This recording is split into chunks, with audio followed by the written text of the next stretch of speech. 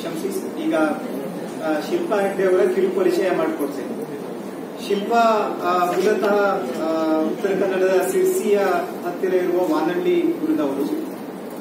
Telecom engineer ವೃತ್ತಿಯಲ್ಲಿ ಸುಮಾರು 13ರಿಂದ 14 ವರ್ಷದಿಂದ ಇದೇ ಕ್ಷೇತ್ರದಲ್ಲಿ ಸಾಧನೆಯನ್ನ ಮಾಡ್ತಾ ಇದ್ದಾರೆ.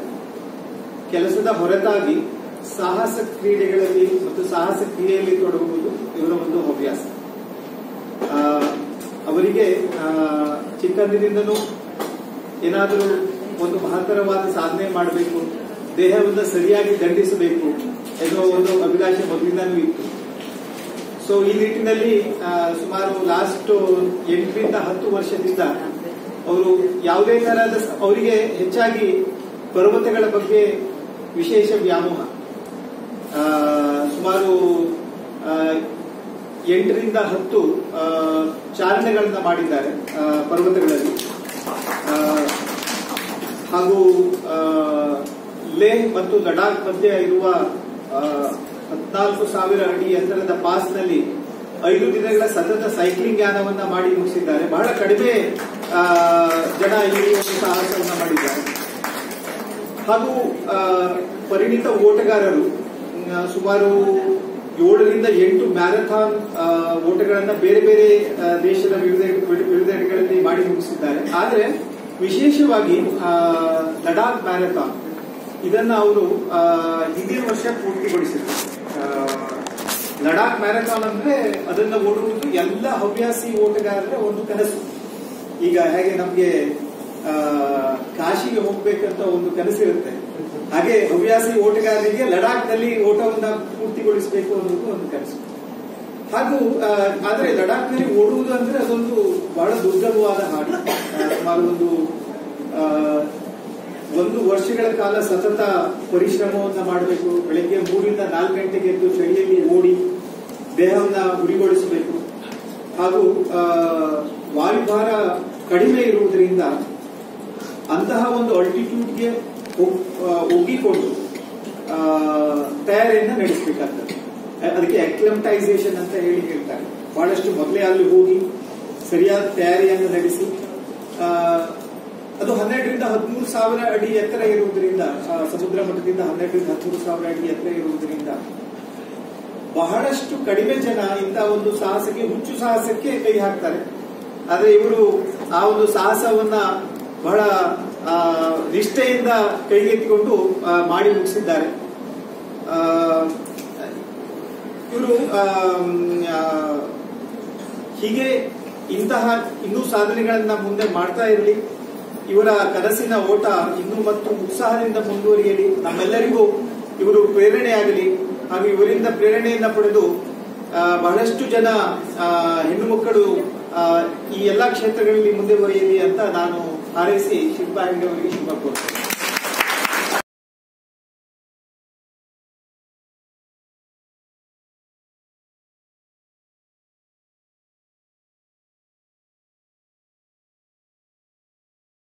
ಗೆ ತುಂಬಾ ಥ್ಯಾಂಕ್ಸ್. ಬೇರೆ ಎಜುಕೇಶನ್ ಫೀಲ್ಡ್ ಅಲ್ಲಿ ಇರ್ಬೋದು ಅಥವಾ ಬೇರೆ ನಮ್ಮ ಹೆಣ್ಮಕ್ಳು ಮುಂದೆ ಬರಬೇಕು ಅಂತ ಎಲ್ಲ ಪೇರೆಂಟ್ಸ್ ಬಯಸೋದು ಮೋಸ್ಟ್ಲಿ ಎಜುಕೇಶನ್ ಫೀಲ್ಡ್ ಅಲ್ಲಿ ಇರ್ಬೋದು. ಆದ್ರೆ ಈ ರೀತಿ ಸಾಹಸ ವಿಷಯ ಅನಿಸ್ತಾ ಇದೆ ನಮ್ಮ ಕಮ್ಯುನಿಟಿ ಎಸ್ಪೆಷಲಿ. ಅದು ಹೇಳ್ತಾ ನನ್ನ ಜರ್ನಿ ಶುರುವಾಗಿದ್ದು 9 ವರ್ಷಗಳ ಹಿಂದೆ ಹೇಳಬೇಕು ಅಂದ್ರೆ ಒಂದು ಹಿಮಾಲಯ ಟ್ರೆಕ್ ಮೂಲಕ. ಅದಕ್ಕಿಂತ ಮುಂಚೆ ನಾನು ಸರ್ವೇ ಸಾಮಾನ್ಯ ಹುಡುಗಿ, ಒಂದು ಸ್ಪೋರ್ಟ್ಸ್ ಅಲ್ಲೂ ಇರ್ಲಿಲ್ಲ. ಹಿಮಾಲಯ ಟ್ರೆಕ್ ಮೂಲಕ ಅಲ್ಲಿ ನಾನು ತುಂಬಾ ಸಾಧಕರನ್ನ ಮೀಟ್ ಮಾಡಿದೆ. ಅದರಲ್ಲಿ ಒಂದು ಸ್ಪೆಷಲ್ ಹೇಳ್ಬೇಕಂದ್ರೆ ಒಂದು ಬೇರೆ ದೇಶದ ಒಂದು ಜೆಂಟಲ್ಮನ್ 7 ದಿನಗಳಲ್ಲಿ 7 ಕಾಂಟಿನೆಂಟ್ ಅಲ್ಲಿ 7 ಮ್ಯಾರಥಾನ್, ಹಾಗೆ 6 ತಿಂಗಳ ಗರ್ಭಿಣಿ ಇರಬೇಕಾದ್ರೆ ನನಗೆ great wall of China climb ಮಾಡುವಂತ ಒಂದು ಅವಕಾಶ ಕೂಡ ಸಿಕ್ತು. ಅದನ್ನು ನನ್ನ ಮಗ ನನ್ನ ಹೊಟ್ಟೆ ಒಳಗೆ ಅನುಭವಿಸುವಂತ ಒಂದು ಅವಕಾಶ. ಹಾಗಾಗಿ ಅಲ್ಲಿಂದ ಶುರುವಾಗಿದ್ದು ಯಾವಾಗೂ ನಿಂತೇ ಇಲ್ಲ. 600 ಕಿಲೋಮೀಟರ್ ಪ್ರಪಂಚದ ಅತಿ ಎತ್ತರದ ಮೋಟಾರ್ ಸೈಕಲೇಬಲ್ ಪಾಸ್ 18,000 ಫೀಟ್. ಅಂದ್ರೆ ನಮ್ಮ ಎವರೆಸ್ಟ್ ಬೇಸ್ ಕ್ಯಾಂಪ್ ಹೈಟ್ಗೆ ನಾನು ಸೈಕ್ಲಿಂಗ್ ಮಾಡ್ಕೊಂಡು ಹೋಗುವಂತ ಅವಕಾಶ ನಂತಾಯ್ತು. ಅದ್ರಲ್ಲಿ ತುಂಬಾ ಬೇಸಿಕ್ ಲಿವಿಂಗ್ ಕಂಡೀಷನ್ಸ್ ಇರುತ್ತೆ ಆ ಆಲ್ಟಿಟ್ಯೂಡ್ ಅಲ್ಲಿ. ಒಂದು ಗೆಡ್ಡೆ ಗೆಣಸು ತಿನ್ಕೊಂಡು ಅಥವಾ ಒಂದು ಮಿನಿಮಮ್ ಟಾಯ್ಲೆಟ್ ಅಥವಾ ಒಂದು ಉಳಿಯೋ ವ್ಯವಸ್ಥೆ ಕೂಡ ಒಂದು ತಾಡ್ಪಾಲ್ ಹಾಕಿರ್ತಾರೆ. ಅದ್ರ ಕೆಳಗಡೆ ನಮ್ಮ ಸ್ಲೀಪಿಂಗ್ ಬ್ಯಾಗ್ ಕೆಳಗಡೆ ನಾವು ಉಳಿದು ಆ ಆಕ್ಸಿಜನ್ ಲೆವೆಲ್ಗೆ ಅಡ್ಜಸ್ಟ್ ಆಗಿ ನೆಕ್ಸ್ಟ್ ಇಯರ್ ನನಗೆ ಓಟ ಮಾಡ್ಬೇಕು, ಇಲ್ಲೇ ಮಾಡ್ಬೇಕು ಅಂತ ನಾನು ಅವಾಗ್ಲೇ ನಿರ್ಧರಿಸ್ಕೊಂಡೆ. ಹಾಗಾಗಿ ಇವತ್ತಿನ ಅವಾರ್ಡ್ ಏನ್ ಸಿಕ್ಕಿದೆ ಅದು ನನ್ನ 42 ಕಿಲೋಮೀಟರ್ ಓಟದ ಬಗ್ಗೆ ಸಿಕ್ಕಿರೋಂತ ಒಂದು ನಾನು 2024 ಸೆಪ್ಟೆಂಬರ್ ಅಲ್ಲಿ ಮುಗಿಸಿದೆ. ಹಾಗಾಗಿ ಐ ಥಿಂಕ್ ನಮ್ಮ ಪರಿಚಯದಲ್ಲಿ ಎಲ್ಲ ಬೇರೆದೆಲ್ಲ ಅದ್ರ ಡೀಟೇಲ್ಸ್ ಎಲ್ಲ ಹೇಳಿದ್ರು. ನನ್ಗೆ ಯಾಕೆ ಆ ಓಟ ತುಂಬಾ ಇಷ್ಟವಾದದ್ದು ಎಲ್ಲದಕ್ಕಿಂತ ಅಂದ್ರೆ ನನ್ನ ಹಿಮಾಲಯನ ಸುತ್ತಲೂ, ನನ್ನ ಸುತ್ತಲೂ ಹಿಮಾಲಯ, ನಾನು ಅದರಲ್ಲೇ ಓಡ್ತಾ ಇದ್ದೀನಿ, ಹಿಮದಲ್ಲೇ ಓಡ್ತಾ ಇದ್ದೀನಿ ಅನ್ನೋದೊಂದು ಪರಿಕಲ್ಪನೆ. ಎಷ್ಟೋ ಜನ ಮಾನಸ ಸರೋವರಕ್ಕೆ ಹೋಗ್ಬೋದು ದೇವ್ರನ್ನ ನೋಡಕ್ಕೆ, ನನ್ನ ದೇವರು ಒಂದು ಪರ್ವತ ಹಿಮಾಲಯ. ಹಾಗಾಗಿ ಅದು ನನಗೆ ಕರೀತಾನೆ ಇರುತ್ತೆ, ನಾನು ಅಲ್ಲಿ ಹೋಗ್ತಾನೆ ಇರ್ತೀನಿ. ಹಾಗಾಗಿ ಹೀಗೆ ನನ್ನ ಒಂದು ಜರ್ನಿ ಮುಂದುವರಿತಾ ಇರುತ್ತೆ. ಒಂದು ಸ್ಪೆಷಲ್ ಆಗಿ ಒಂದು ಗಂಡು ಮಗುವಿನ ತಾಯಿಯಾಗಿ ನನ್ನ ಜವಾಬ್ದಾರಿ ಏನಂದ್ರೆ ಅವನು ಅದನ್ನ ಅರ್ಥ ಮಾಡ್ಕೋಬೇಕು. ನಾಳೆ ಅವನ ಹೆಂಡತಿಗೆ ನೀನೇನ್ ಅಡ್ಗೆ ಮಾಡ್ದೆ ಅಮ್ಮ ಇವತ್ತು ಅನ್ನೋದಕ್ಕಿಂತ ನೀನೇನ್ ಸಾಧನೆ ಮಾಡ್ತೀಯ, ನಾನು ಅದಕ್ಕೆ ಒತ್ತಾಸೆಯಾಗಿರ್ತೀನಿ, ನಾನು ನಿನ್ ಜೊತೆ ಸೇರ್ಕೊತೀನಿ ಅಂತ ಅವನು ಹೇಳ್ಬೇಕು. ಹಾಗಾಗಿ ನನ್ನ ಗಂಡು ಮಗುವಿನ ತಾಯಿಯಾಗಿ ನನ್ನ ಜವಾಬ್ದಾರಿ ಇನ್ನೂ ಜಾಸ್ತಿ ಇದೆ ಅಂತ ನಾನು ಅದನ್ನ ಅವನು ಅರ್ಥನೂ ಮಾಡ್ಕೊಂಡಿದ್ದಾನೆ. With one last incident I want to tell. ನನ್ನ ಮಗ ನನ್ನ ಫಸ್ಟ್ 42 ಕಿಲೋಮೀಟರ್ ಓಟ ಇರೋ ಹಿಂದಿನ ದಿನ ಅವನಿಗೆ ಕೈ ಫ್ರಾಕ್ಚರ್ ಆಯ್ತು. ಆಗ ಅವನ ಆ ಬೆಡ್ಡಲ್ಲಿ ಕೂತ್ಕೊಂಡು ಹೇಳ್ತಾನೆ, 5 ವರ್ಷದ ಮಗು, ನೀನ್ ಹೋಗಮ್ಮ, ನೀನ್ ಇಷ್ಟು ತಯಾರಿ ನಡೆಸಿದ್ಯಾ, ನನಗ್ ಗೊತ್ತು ನೀನ್ ಎಷ್ಟು ಕಷ್ಟಪಟ್ಟಿದ್ಯಾ ಅಂತ, ನೀನ್ ಹೋಗ್ಲೇಬೇಕು ಅನ್ನೋ ಮಾತು ಆ 5 ವರ್ಷದ ಒಂದು ಪುಟಾಣಿ ಬಂದಾಗ ನಾನ್ ಮಾಡ್ತಾ ಇರೋದು ಸಕ್ಸಸ್ಫುಲ್ ಅಂತ ನನ್ಗೆ ಅನಿಸ್ತು.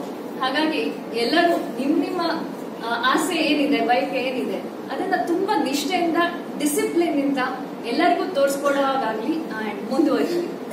ಇದರಲ್ಲಿ ನನಗೆ ಒತ್ತಾಸೆಗಿರೋ ನನ್ನ ಹಸ್ಬೆಂಡ್ ಮತ್ತೆ ಮಗ, ಅವ್ರು ನನ್ನ ದಿನ ನೋಡ್ತಾ ಇರೋರು.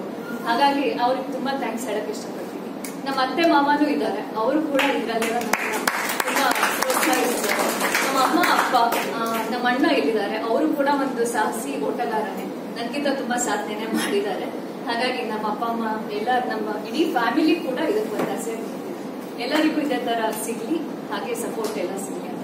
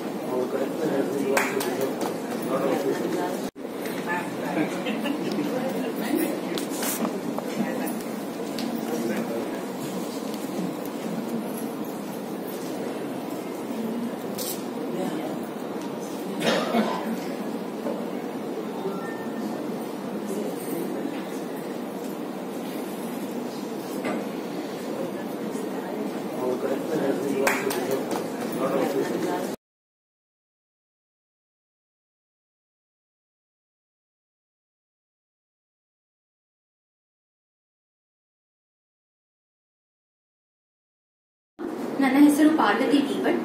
ನಾನು RV college of engineering final year biotechnology UG student. ಮೊದಲನೆಯದಾಗಿ ಮಹಿಳಾ ದಿನಾಚರಣೆದಂದು ನನ್ನ ಈ ಒಂದು ಪುಟ್ಟ ಸಾಧನೆಗೆ ಕರೆದು ನನ್ನನ್ನು ಸನ್ಮಾನ ಮಾಡಿದ್ದಕ್ಕೆ ವಿಶ್ವೇಶ್ವರ ಗಾಯತ್ರಿ ಸರ್ ಹಾಗೂ ನನ್ನ ಅತ್ತೆಯಾದ ಕೋಮಲಾ ಭಟ್ ಅವರಿಗೆ ಧನ್ಯವಾದಗಳು. ಅವರೇ ನನ್ನನ್ನು ಸರ್ಗೆ ಪರಿಚಯ ಮಾಡಿಸಿದ್ದು.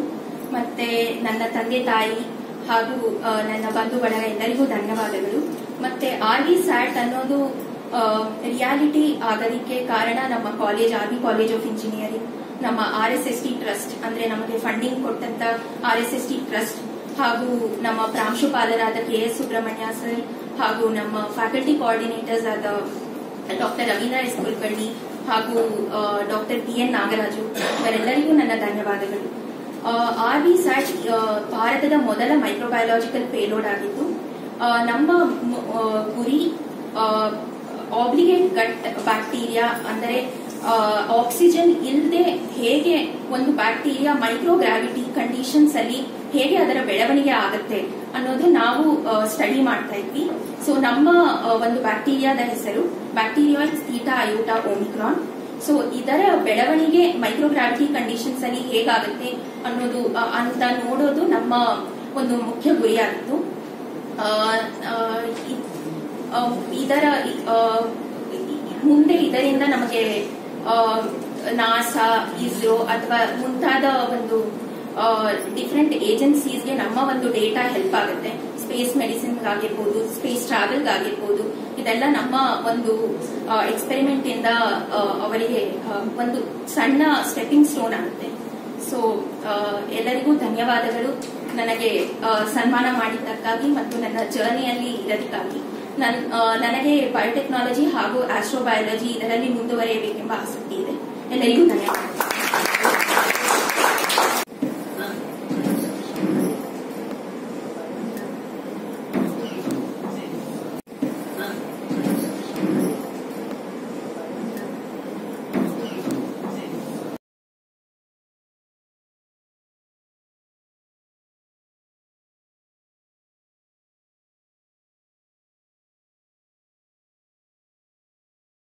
ನಾನು ನೇಹಾ ವಿ ಕೂರ್ಸೆ.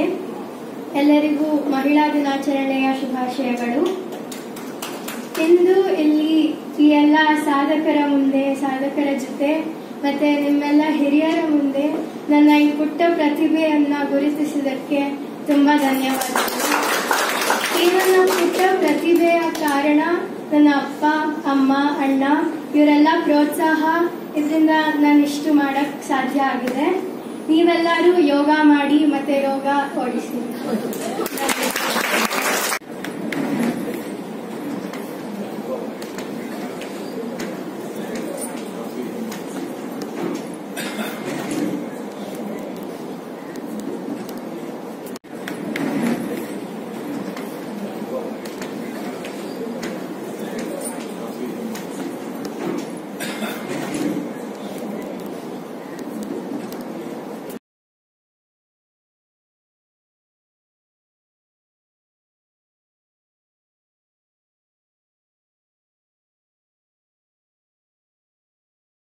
ನಮಸ್ಕಾರ, ನಾನು ಸ್ವಾತಿ ಪಂಡಿತ್. ಅಂತಾರಾಷ್ಟ್ರೀಯ ಮಹಿಳಾ ದಿನಾಚರಣೆಯ ಶುಭಾಶಯಗಳು to both amazing women and to supportive men who support me. ಇಂದು ಈ ಹಿರಿಯರ ಮುಂದೆ ಈ ಪ್ರಶಸ್ತಿ ಸ್ವೀಕಾರ ಮಾಡಿದ್ದಕ್ಕೆ ನನಗೆ ತುಂಬಾ ಹೆಮ್ಮೆನೂ ಇದೆ. ಹಾಗೆ ಈ ಫೆಲಿಸಿಟೇಷನ್ ಶಬಾಷ್ ಎಂದು ಒಂದ್ ಗರಿಮೆ ಆದ್ರೆ ಇದು ನನಗೆ ದಿನಾಗ್ಲೂ ನೆನಪಿಸುತ್ತೆ ನಾನು ಇನ್ನೂ ಓದ್ಬೇಕು, ಇನ್ನೂ ಕಲಿಬೇಕು ಅಂತ. So this felicitation is a reminder for that. ನಂದೊಂದು ಪುಟ್ಟ ಕವನ ಇದೆ, ಅದ್ರ ಮೂಲಕ ಎಲ್ಲ ಮಹಿಳೆಯರಿಗೂ ನಾನು ಥ್ಯಾಂಕ್ ಯು ಹೇಳಲಿಕ್ಕೆ ಇಷ್ಟಪಡ್ತೇನೆ. ಹೇ ಶ್ರೇಷ್ಠ ನಾರಿ, ಹೇ ಆಹ್ಲಾದಕಾರಿ, ನೀ ಅಮೃತದೋಳ್ ಅವಿತ ಹಾಲ್ಗೆನೆಯ ಸೋದರಿ. ಹಚ್ ಹಸಿರು ಹುಚ್ಚೆದ್ದು ಕುಣಿಯುತ್ತಿಹ ಜಗದಲ್ಲಿ ಅರಳಿರುವ ನೀ ಕೋಮಲ ಕಲಾ ಐಸಿರಿ. ನೀ ರಾಗಲಹರಿ ಧುಮುಕುವ ಪ್ರೇಮ ಝರಿ, ನೀ ಎನ್ನ ರಕ್ಷಿಸೋ ದಿಟ್ಟ ಆತ್ಮಪಾಲೆ. ನಾ ಬಡವೆ ಈ ಜೀವಕ್ಕೆ ಹೊರತು ಆಳಿಲ್ಲ, ಸೂಡಿಸುವೆ ತಿಳಿಗೆಂಪು ಕುಸುಮಮಾನ. ರಾಶಿ ಮುಳ್ಳನ್ನು ದಾಟಿ ಮುಗುಳ್ನಗೆಯ ಮೀಟಿದರು, ಹೃದಯದಿಂದ ನೀ ಇನ್ನೂ ಮುಗ್ಧ ಬಾಲೆ. ಓ ಅಮ್ಮ ಎನ್ನುಸಿರು ತೊದಲದೇ ಕೇಳುವುದು, ಕಂಗಳಲ್ಲಿ ಉದಯಿಸೋ ಪಾಠಶಾಲೆ. ವಾತ್ಸಲ್ಯ ಮಾತೆ ನೀ ವಾಗ್ವಿದಾತೆ, ನೀ ಎನ್ನ ಹೃದಯದೋಳ್ ಮೂಡೋ ದೀಪಾವಳಿ. ಲೇಖನಿಯ ಕೈಗೆತ್ತು ಮಂಕಾಗಿ ಕುಳಿತಾಗ, ಭಾವದೊಳು ಉದ್ಭವಿಸೋ ಪದದೋಕುಳಿ. ಅತ್ತಾಗ ತಾಯಾದೆ, ಹರಿವಾಗ ಗುರುವಾದೆ, ಎನ್ನ ತೊಡೆಯ ಮೇಲ್ ಮಲಗಿ ಮಗುವಾದೆ ನೀ. ಎನ್ನ ಹೃದಯದೊಳಗ್ ಹೊಕ್ಕಿ ಆತ್ಮಪದರವ ಸೀಳಿ ಉರಿಯುತ್ತಿಹ ಅವಿನಾಶಿ ಅಂಶವಾದೆ. ನಿನ್ನ ಬಣ್ಣಿಸಲು ನಾನು ಪದಗಳ ಕೊರತೆ, ನಿನ್ನ ನಗೆಯ ಕಿರಣದೋಳ್ ನಾ ಕಣ್ಣೀರ ಮರೆತೆ. ನಿನ್ನ ಪರಿಯ ಕೊಂಡಾಡಿ ಕುಣಿದಾಡುವೆ, ನಿನ್ನೊಡಲು ಮಗದೊಮ್ಮೆ ಮಗಳಾಗು. ನೆರೆದಿರೋ ಎಲ್ಲ ಮಹಿಳಾ ದಿನಾಚರಣೆಯ ಶುಭಾಶಯಗಳು. ನನ್ನ ಪೋಷಕರಾದ ಸತೀಶ್ ಪಂಡಿತ್ ಹಾಗೂ ಜ್ಯೋತಿ ಪಂಡಿತ್ ಧನ್ಯವಾದಗಳು. ಹಾಗೂ ನನ್ನ ಚಿಕ್ಕಪ್ಪ ಕೂಡ ಇದ್ದಾರೆ ಇಲ್ಲಿ, ಪ್ರವೀಣ್ ಪಂಡಿತ್. ನನಗೆ ಹಾಡಲಿಕ್ಕೆ ಸ್ಫೂರ್ತಿ ನೀಡಿದ ಪ್ರವೀಣ್ ಪಂಡಿತ್ ಅವರಿಗೂ ಧನ್ಯವಾದಗಳು. Every poetess needs an inspiration and a muse, and my muse and inspiration and partner is here, Kaushik. Thank you so much for inspiring me every day to write beautiful poetry for you. Thank you so much KPTCL association and Vishweshwara Gayatri ಅವರಿಗೆ thank you very much. ನಿಮ್ಮೆಲ್ಲರ ಆಶೀರ್ವಾದ ಕೋರ್ತೇನೆ. ಹೀಗೆ ನನ್ನನ್ನು ಬೆಳೆಸಿ ಹಾಗೂ ಪ್ರೀತಿ ಕೊಡ್ತಾ ಇರಿ, ಪ್ರೋತ್ಸಾಹಿಸಿ. ಧನ್ಯವಾದಗಳು.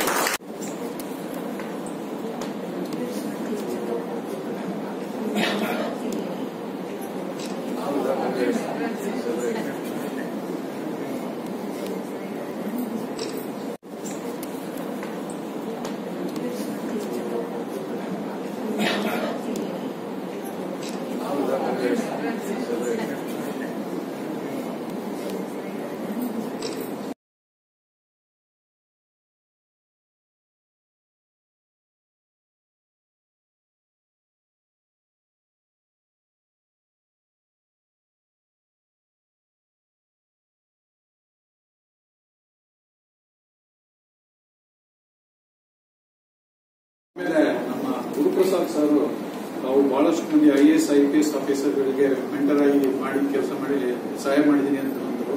ನನ್ನ ಅಣ್ಣನ ಮಗ ಅವರ ಒಬ್ಬ ಸ್ಟೂಡೆಂಟ್ ಮನೋಜ್ ಹೆಗಡೆ ಅಂತ ಮನೋಜ್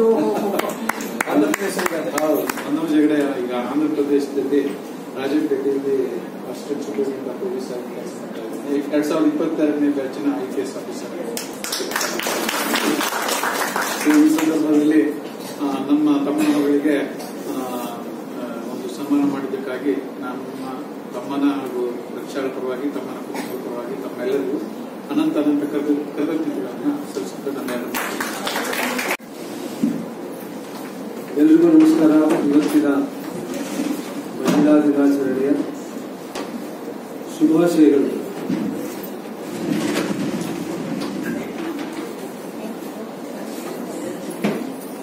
ನಾಳೆ ದಿವಸ ಕ್ರಿಕೆಟ್ ಮ್ಯಾಚ್ ಫೈನಲ್ ಇದೆ. ಒಂದು ಇಮ್ಯಾಜಿನ್ ಮಾಡ್ಕೊಳ್ಳಿ, ನಮ್ಮ ಕೊಹ್ಲಿ ಅವರು ಕಡೆಯ ಗಳಿಗೆಯಲ್ಲಿ ನನಗೇನು ಇಂಜರಿ ಆಯ್ತು ಬರಲ್ಲ ಅಂತ ಹೇಳಿದ್ರೆ ಏನಾಗುತ್ತೆ? ಆಗ ಅವ್ರು ಯಾರು ಸಬ್ಸ್ಟಿಟ್ಯೂಟ್ ಇದ್ದಾರೆ ಅಂತ ನೋಡ್ತಾರೆ. ಸಬ್ಸ್ಟಿಟ್ಯೂಟ್ ಬಂದ ತಕ್ಷಣ ಇವತ್ತು ಏನಾಗುತ್ತೋ ಕೊಹ್ಲಿ ಇಲ್ಲ, ನಾವೆಲ್ಲ ಸೋತೋಗ್ಬೋದು ಅನ್ನೋ ಆತಂಕ ಎಲ್ಲರಿಗೂ ಕಾಡ್ತಾ ಇರುತ್ತೆ. ಇವತ್ತು KPTCL ಅಸೋಸಿಯೇಷನ್ ಅವ್ರಿಗೂ ಅದೇ ಆತಂಕ ಇನ್ನೂ ಕಾಡ್ತಾ ಇದೆ. ಯಾಕೆಂದ್ರೆ ಈ ಸಮಾರಂಭಕ್ಕೆ ಬರಬೇಕಾಗಿದ್ದವರು ನಾಗೇಶ್ ಹೆಗಡೆ ಅವರು. ಅವರು ಕಡೆ ಗಳಿಗೆಯಲ್ಲಿ ಅವರಿಗೆ ಬರ್ಲಿಕ್ಕೆ ಆಗದೆ ಹೋದ್ರಿಂದ ಹುಡುಕಿ ಯಾರು ಸಿಗ್ತಾರೆ ಅಂತ ಒಬ್ಬ ಸಬ್ಸ್ಟಿಟ್ಯೂಟ್ ನನ್ನ ನೋಡಿದ್ದಾರೆ. ನನಗೆ ವಿರಾಟ್ ಕೊಹ್ಲಿ ತರ ಬ್ಯಾಟಿಂಗ್ ಮಾಡ್ಲಿಕ್ಕೂ ಬರಲ್ಲ, ನಾಗೇಶ್ ಹೆಗಡೆ ಅವರ ತರ ನಾನು ವಿಜ್ಞಾನದ ಪದವೀಧರ ಆದರೂ ವಿಜ್ಞಾನದ ಬಗ್ಗೆ ನನಗಿರೋದು ಜ್ಞಾನ ಬಹಳ ಅತ್ಯಲ್ಪ. ನನಗೆ ನನ್ನ ಆಸಕ್ತಿಗೆ ವಿರುದ್ಧವಾಗಿ ನಮ್ಮ ಅಪ್ಪ ಅಮ್ಮ ನಾನು ಇಂಜಿನಿಯರ್ ಆಗಬೇಕು ಅಂತ ಬಹಳ ಆಸೆ ಪಟ್ಟಿದ್ದೆ. ನನಗೆ ಇಂಜಿನಿಯರಿಂಗ್ಗೆ PUCನಲ್ಲಿ ನಾನು SSLCಲಿ ಬಹಳ ಕಡಿಮೆ ಅಂಕ ಗಳಿಸಿದೆ. ಇವರೆಲ್ಲ ಎಷ್ಟು ಜನ ಸಾಧಕಿದ್ದಿದ್ರಲ್ಲ ಇವರೆಲ್ಲ ಇದ್ದಾರೆ. ನಾನು SSLCಲೂ ಸೆಕೆಂಡ್ ಕ್ಲಾಸ್, PUCಲೂ ಸೆಕೆಂಡ್ ಕ್ಲಾಸ್. ನನಗೆ ಎಲ್ಲೂ ಇಂಜಿನಿಯರಿಂಗ್ ಕಾಲೇಜಲ್ಲಿ ಸೀಟ್ ಸಿಗಲಿಲ್ಲ.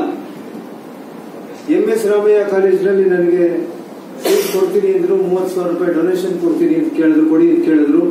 ನಾನು ಕೊಡಲ್ಲ ಅಂತ ಹೇಳಿ ತಾತ್ವಿಕವಾಗಿ ಗಲಾಟೆ ಮಾಡಿದೆ ನಮ್ಮ ತಂದೆ ತಾಯಿಯ ಜೊತೆ. ಹಾಗಾಗಿ ನನಗೆ ನ್ಯಾಷನಲ್ ಕಾಲೇಜ್ಗೆ BSc ಸೇರಿಸಿದ್ರು. BSc ಆದಮೇಲಾದರೂ ಇವನು ಇಂಜಿನಿಯರಿಂಗ್ ಆಗಲಿ ಅಂತ.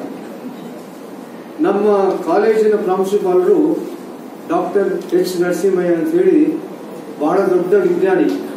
ಅವರು ಸದಾಕಾಲ ಅವ್ರ ಇರೋದೆಲ್ಲ ಬರೀ ವಿಜ್ಞಾನದ ಬಗ್ಗೆನೆ. ನಾನು ಆ ಕಾಲೇಜಿಗೆ ಸೇರ್ಕೊಂಡೆ. ಮೊದಲ ವರ್ಷದ BScನಲ್ಲಿ 35 ಅಂಕ ಗಳಿಸಿ ಪಾಸ್ ಆದೆ. ಎರಡನೇ ವರ್ಷದ BScನಲ್ಲಿ ಫಿಸಿಕ್ಸ್ ಮತ್ತೆ ಮ್ಯಾಥಮೆಟಿಕ್ಸ್ ಎರಡರಲ್ಲೂ ಫೇಲ್ ಆದೆ. ಸಪ್ಲಿಮೆಂಟರಿ ಎಕ್ಸಾಮಿನೇಷನ್ ನಲ್ಲಿ ನಾನು ಪಾಸ್ ಆದೆ ಎರಡನೇ ವರ್ಷದ BScನಲ್ಲಿ. ಬಹಳ ಜನಕ್ಕೆ ಬೇಜಾರಾಗಿತ್ತು, ನಮ್ಮ ಅಪ್ಪ ಅಮ್ಮಗೂ ಬೇಜಾರಾಯಿತು. ಮೂರನೇ ವರ್ಷದ BScನಲ್ಲಿ ಮತ್ತೆ ನಾನು ಫಿಸಿಕ್ಸ್ ಅಲ್ಲೂ ಫೇಲ್ ಆದೆ, ಮ್ಯಾಥ್ಸ್ ಅಲ್ಲೂ ಫೇಲ್ ಆದೆ. ಕಡೆ ವರ್ಷ ಆದಮೇಲೆ AT-KT ಮುಂದೆ ಹೋಗೋ ಹಾಗಿರ್ಲಿಲ್ಲ. ನನ್ನ ಭವಿಷ್ಯನೇ ಒಂಥರ ಗಾಢಾಂಧ ಕಾಲದಲ್ಲಿ ಇದೆ ಅಂತ ನಮ್ಮ ಅಪ್ಪ ಅಮ್ಮ ಅನ್ಕೊಂಡ್ರು, ನಾನು ಅನ್ಕೊಂಡಿರ್ಲಿಲ್ಲ. ನನ್ನ ಭವಿಷ್ಯ ಭವ್ಯವಾಗಿದೆ ಅಂತ ನಾನು ಆಗಲೂ ಅನ್ಕೊಂಡಿದ್ದೆ. ಅಂದ್ರೆ ಆಗ ಇನ್ನೂ 19 ವರ್ಷ ಆಗಿತ್ತು. ನಮ್ಮ ತಂದೆ ತಾಯಿ ಏನ್ ಮಾಡ್ತೀಯ ಅಂತ ಕೇಳಿದ್ರು. ನಾನು ಒಬ್ಬ ಪತ್ರಕರ್ತ ಆಗಬೇಕು ಅಂತ ಹೇಳಿದೆ. ಈಗ ಗಮನ ಹೋಗಲ್ಲ ಆತರ. ನನಗೆ ಕವನದಲ್ಲಿ ಬರವಣಿಗೆ ಬಹಳ ಆಸಕ್ತಿ. ಪತ್ರಕರ್ತ ಆಗಿ ಏನ್ ಮಾಡ್ತೀಯಪ್ಪ, ಏನು ಹೊಟ್ಟೆಗೆ ಏನು ಸಿಗೋದಿಲ್ಲ ಅಂತ ಹೇಳಿದ್ರು. ಇಲ್ಲ, ನಾನು ಅದೇ ಆಗಬೇಕು ಅಂತ. ಸೀಟು ನಿನ್ಗೆ ಯಾರು ಕೊಡ್ತಾರಪ್ಪ, BSc ಫೇಲ್ ಆಗಿದೆಯಾ, ಮೊದಲು ಪಾಸ್ ಆಗು ಅಂತ ಹೇಳಿದ್ರು. ಕಷ್ಟಪಟ್ಟು ನಾ ಆ ಟೈಮಲ್ಲಿ ಧಾರವಾಡದಲ್ಲಿದ್ದೆ. ಈ ಪಂಡಿತ್ ಅಂತ ಯಾರು ಬಂದ ಅದೇ ಹೆಸರೊಬ್ಬರು ಇದ್ರು, ಗಣಿತದ ಮಾಸ್ಟರ್. ಅವ್ರು ಹೇಳ್ಕೊಟ್ರು. ಸಪ್ಲಿಮೆಂಟರಿ ಎಕ್ಸಾಮ್ಗೆ ಹೋದೆ, ಫಿಸಿಕ್ಸ್ ಪಾಸ್ ಆಯ್ತು, ಮತ್ತೆ ಮ್ಯಾಥ್ಸ್ ಫೇಲ್ ಆಯ್ತು. ಮತ್ತೆ ಅವರು ಟೀಚ್ ಮಾಡಿದ್ರು. ಹಾಗೂ ಈಗ 3rd ಕ್ಲಾಸಲ್ಲಿ BSc ಪಾಸ್ ಮಾಡಿದೆ. ನಾನು BSc 3rd attempt 3rd class ವಿದ್ಯಾರ್ಥಿ. ಇದು ಹೇಳ್ಕೊಳ್ಳಿಕ್ಕೆ ನನಗೇನು ನಾಚಿಕೆಯೂ ಇಲ್ಲ, ಬೇಸರವೂ ಇಲ್ಲ. ಯಾಕೆಂದ್ರೆ ವಿಜ್ಞಾನ ನನಗೆ ಕಬ್ಬಿಣದ ಕಡಲೆ. ನನಗೆ ವಿಜ್ಞಾನದ ಬಗ್ಗೆ ಏನೂ ಅರ್ಥ ಆಗಲ್ಲ. ಅದಾದ್ಮೇಲೆ ಮುಂದೆ ಏನೇನಾಯ್ತು ಅದೆಲ್ಲ ನಾನೊಂದು ಪುಸ್ತಕ ನಾನು ಆತ್ಮಚರಿತ್ರೆಯಲ್ಲಿ ಬರೆದಿದ್ದೀನಿ, ಕೈಗೆ ಬಂದ ತುತ್ತು ಅಂತ. ಧಾರವಾಡದಲ್ಲಿ ಮನೋಹರ ಗ್ರಂಥಮಾಲ ಪ್ರಕಟ ಮಾಡಿದ್ದಾರೆ. ಯಾರಾದ್ರೂ ಧಾರವಾಡದ ಕಡೆ ಹೋದ್ರೆ, ನೀವೆಲ್ಲ ಅರ್ಧಕ್ಕರ್ಧ ಜನ ಸಿರ್ಸಿ ಹೋಗಿದ್ದೀರಿ, ಧಾರವಾಡದ ಕಡೆ ಹೋದರೆ ಮನೋಹರ ಗ್ರಂಥಮಾಲದಲ್ಲಿ ನನ್ನ ಪುಸ್ತಕ ಖರೀದಿ ಮಾಡಿ ಅದರಲ್ಲಿ ನನ್ನ ಲೈಫ್ ಜರ್ನಿ ಬರೆದಿದೆ. ಹೇಗಿದ್ದವ್ರು ಹೇಗಾಗ್ಬಿಟ್ಟ. ಅದಾದ್ಮೇಲೆ ನಾನು ಪ್ರದೀಪ್ ಅವರು ನನ್ನನ್ನು ಇಂಟ್ರೊಡ್ಯೂಸ್ ಮಾಡುವಾಗ ಹೇಳಿದ್ರು, ಇವರು ಸಿವಿಲ್ ಸರ್ವಿಸಸ್ ಆಸ್ಪಿರೆಂಟ್ಸ್ಗೆ ಮೆಂಟರ್ ಮಾಡ್ತಾರೆ. ನಾನು ಮೆಂಟರ್ ಮಾಡ್ತಾ ಇದ್ದೀನಿ. ಕಳೆದ 8 ವರ್ಷದಿಂದ ನಾನು IAS IPS ಹೋಗುವಂತ ವಿದ್ಯಾರ್ಥಿನಿಯರಿಗೆ ಮೆಂಟರ್ಶಿಪ್ ಮಾಡ್ತಿದ್ದೀನಿ. ನಾನು ತರಬೇತಿ ಕೊಟ್ಟಂತಹ 40 ಜನ ಈಗಾಗಲೇ ಅಧಿಕಾರಿಗಳಾಗಿದ್ದಾರೆ. ಅವ್ರಿಗೆಲ್ಲ ಮಾದರಿ ಆಗಲಿ ಅಂತ ಒಂದು ಪುಸ್ತಕ ಬರೆದಿದ್ದೀನಿ. ಆ ಪುಸ್ತಕದ ಹೆಸರು BSc ಫೇಲ್ IPS ಪಾಸ್ ಅಂತ. ನಾನು BSc ಫೇಲ್ ಆದವನು IPS ಹೇಗೆ ಪಾಸ್ ಆದೆ. ನಮ್ಮ ತಾಯಿ ಹೆಸರು ಬಾಲಮಣಿ ಅಂತ. ನಿನ್ನ ಮಗ ಹೇಗೆ ಪಾಸ್ ಆದ, ಇಷ್ಟೇ ಹೇಳ್ತೀನಿ. ನನ್ನ ತಂದೆ ನನ್ನ ಮೇಲೆ ಏನು ವಿಶ್ವಾಸ ಇಟ್ಟಿರಲಿಲ್ಲ. ನನ್ನ ತಾಯಿ ಇಟ್ಟಿದ್ರು, ನನ್ನ ಸೋದರತೆ ಇಟ್ಟಿದ್ರು. ಇವತ್ತು ಅವ್ರು ನಾನು ನೆನೆಸ್ಕೊತೀನಿ. ಇವನಲ್ಲಿ ಏನೋ ಒಂದು ಪ್ರತಿಭೆ ಇದೆ, ಇವನು ದಡ್ಡ ಅಲ್ಲ, ಏನೋ ಮುಂದೆ ಬರ್ತಾನೆ ಅಂತ ಪ್ರೋತ್ಸಾಹ ಕೊಟ್ಟು.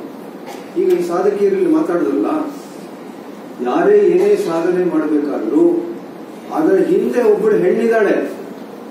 ಇವತ್ತು ವಿಶ್ವ ಮಹಿಳಾ ದಿನಾಚರಣೆ ಅಲ್ಲ, ಯಾರೇ ಸಾಧನೆ ಮಾಡಲಿ, ಗಂಡು ಮಕ್ಕಳೇ ಸಾಧನೆ ಮಾಡಲಿ, ನಾವಿವತ್ತು ಬರೀ ಹೆಣ್ಣು ಮಕ್ಕಳಿಗೆ ನಾವು ಸನ್ಮಾನ ಮಾಡ್ತೀವಿ. ಆ ಹೆಣ್ಣು ಮಕ್ಕಳ ಹಿಂದೆ ಇರೋ ತಾಯಿ ಇದಾರಲ್ಲ, ಅವರ ಸಾಧನೆ, ಅದನ್ನು ನಾವು ಮೆಚ್ಚಬೇಕು. ನಾನು ಫಸ್ಟ್ ಟೈಮ್ ನಿನ್ನೆ ದಿವಸ ವಿಶಾಲಾಕ್ಷಿ ಅವರು ನಮ್ಮ ಮನೆಗೆ ಬಂದರು. ನಾನು ಅವ್ರನ್ನ ನೋಡೂ ಇರಲಿಲ್ಲ, ಭೂಮಿ ಪುಸ್ತಕದ ಬಗ್ಗೆ ನನಗೆ ಗೊತ್ತೂ ಇರಲಿಲ್ಲ. ಅವರು ಬಹಳ ಬಲವಂತ ಮಾಡಿ ಮೊದಲು ವಾಟ್ಸಪ್ ಅಲ್ಲಿ ಕಳಿಸಿದ್ರು ಈ ಪುಸ್ತಕನ. ನೀವು ಪುಸ್ತಕ ವಾಟ್ಸಪ್ ಅಲ್ಲಿ ಕಳಿಸಿದ್ರು. ನನಗೆ ಕಂಪ್ಯೂಟರ್ ಓದಕ್ಕೆ ಕಣ್ಣು ತುಂಬಾ ಇದಾಗುತ್ತದೆ, ಹಾರ್ಡ್ ಕಾಪಿ ಬೇಕು, ಪರವಾಗಿಲ್ಲ ಕಳಿಸಿ, ಬುಕ್ ಇದ್ದವ್ರು ಪರವಾಗಿಲ್ಲ ಇದೆ. ನಮ್ಮ ಮನೆಗೆ ಸಾಯಂಕಾಲ ಅವರೇ ಬಂದು ಆ ಪುಸ್ತಕ ತಂದ್ಕೊಟ್ರು. ನಾನು ಅವರ ಬಗ್ಗೆ, ಅವರು ಪುಸ್ತಕ ಕೊಟ್ಟು ಹೊರಡೋಗ್ತಾ ಇದ್ರು. ಇವತ್ತಿಷ್ಟು ಜನ ಸಾಧಕಿಯರಿದ್ದಾರಲ್ಲ, ನಾನು ವಿಶಾಲಾಕ್ಷಿ ಅವರ ಸಾಧನೆಯನ್ನು ಬಹಳ ಕೊಂಡಾಡ್ತೀನಿ. ಯಾಕಂದ್ರೆ ಬಹಳ ಜನಕ್ಕೆ ಅವರು ಏನು ಸಾಧನೆ ಮಾಡಿದ್ದಾರೆ ಅನ್ನೋದು ಬಹಳ ಜನಕ್ಕೆ ಗೊತ್ತಿಲ್ಲ. ಕುಳ್ಳಕ್ಕೆ ಅವ್ರು ನೋಡಿದ ತಕ್ಷಣ ಇವರು ಅಷ್ಟು ಎತ್ತರಕ್ಕೆ ಏರಬಲ್ಲರ ಅನ್ನೋ ಒಂದು ಅವರು ತಮ್ಮ ಕುಟುಂಬದ ಬಗ್ಗೆ ಹೇಳಿದ್ರು.